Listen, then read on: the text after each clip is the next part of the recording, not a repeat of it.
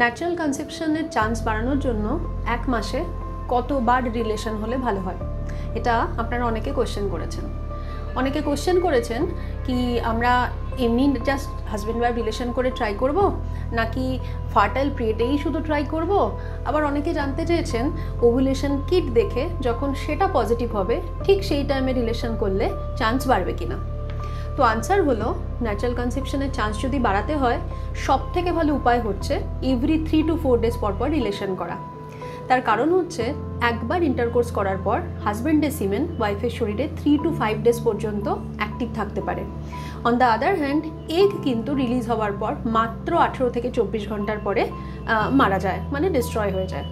সুতরাং যেই কাপল every 3 to 4 days পর পর রিলেশন করছেন তারা ইনশিওর করছেন কি ফিমেল রিপ্রোডাক্টিভ ট্র্যাকের মধ্যে সবসময় কিছু না কিছু স্পার্ম মজুদ থাকছে, সো দ্যাট ওভুলেশন যখনই হোক না কেন এগ ফার্টিলাইজ হওয়ার, এমব্রাও তৈরি হওয়ার এবং প্রেগন্যান্সি আসার চান্স কিন্তু বেশি থাকছে।